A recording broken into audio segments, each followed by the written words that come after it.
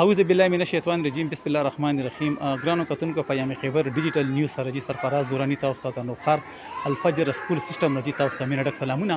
عزتمنو نن زموږ جی یو تعلیم په حواله باندې یو ټاپک او څنګه چې تاسو ته پته ده الفجر سکول چې کم دی یو ډیر ښه سکول دی او دین علاوه که تاسو ګورئ چې دنیا تعلیم خو کیږي او دین علاوه چې کم دی په د الفجر سکول کې دینی تعلیم هم کیږي لګیا دی سکول پرنسپل او سکول چې کم سټوډنټ جی پیام خیبر نیوز سره خبرې وکي راځي چې واورو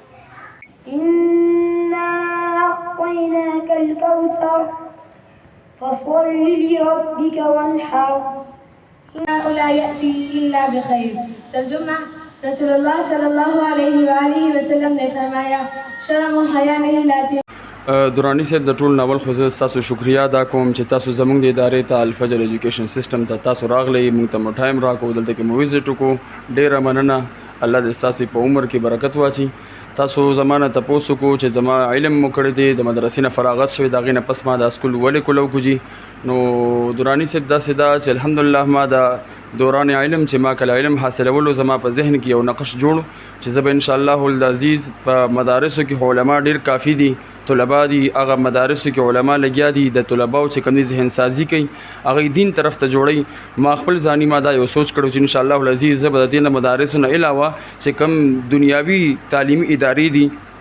سکول ټایپ باندې زه به ان شاء الله العزیز په دغه باندې کار کوم زه به په سټوډنټ لایف باندې چې کوم دا چې موږ سره کوم سټوډنټس دي چې هغه دنیاوي تعلیم حاصلې زه به یو داسې اداره کولاوم ان شاء الله العزیز چې هغه ته په دنیاوي تعلیم سره سره به ان شاء الله العزیز هغه ته دینی تعلیم هغه ته اخلاق هغه ته تربیت هغه ته د مور پلار چې کوم نو تربیت هر یو شیز به ان شاء الله العزیز هغه ته بزخم او اراده مې دا و چې ان شاء الله العزیز زما سره په دغه اداره کې به د علماو بچي هغه سره به خصوصي کنسیشن وي هغه سره د غشان تبلیغي حضرات چې څومره علمي طبقه ده څومره دینی طبقه ده هغه سره ان شاء الله العزیز زما په اداره کې خصوصي ډیسکاونټ او ور سره به چې کوم دغه شان هغه ته بخښلې تعلیم سره سره هغه ته زمانو عبدالرحیم دے زه الفجر ایجوکیشن سسٹم سکول کې سبق کوم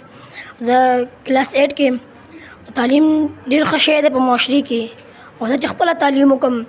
پایلټ جوړېدو پایلټ چې څونه د هلکانو دپاره تعلیم ضروري دی دونه جنکو دپاره هم ضروري دی ځکه چې دا زموږ شهري حقوق هم دا موږ له راکړي شوي دي چې هلکانو دپاره څونه تعلیم ضروري دی دونه جنکو دپاره هم ضروري دی دا د دوی شهري حقوق کې راځي او چې څونه د هلکانو خوابونه یې هغوی تعلیم حاصل کړي یو خپل اعلی مقام حاصل کړي نو دا د جنکو دپاره هم حق دی او دا د دوی دغه کې راځي چې دوی تعلیم حاصل کړي او دوی خپل یو اعلی مقام جوړ زه د الفجر ایجوکیشن سیستم حکیم آباد نوشهره کې دی سکول کې سبق کوم او دا سکول ماشاءالله ډیر زیات ښه سکول دی او زه هغه کسانو ته دا درخواست مې دی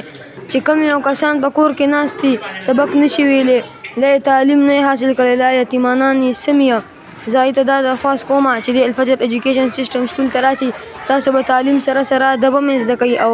احترام ما دا ډېر غټ خواهش دی چې زه ډاکټره جوړه شم او زما دا د مور پلار هم خواهش دی چې زما لور څه وکړي او هغه څه جوړه شي او په خپلو خپو ودرېږي خولا جان دی اور زه لسم کلاس کې سبق وایم الفجر سکول کې سبق وایم د الفجر سکول چې زه څومره هم تعریف وکړم هغه کم دی د هغو د استادانو د هغوی د سټوډنټانو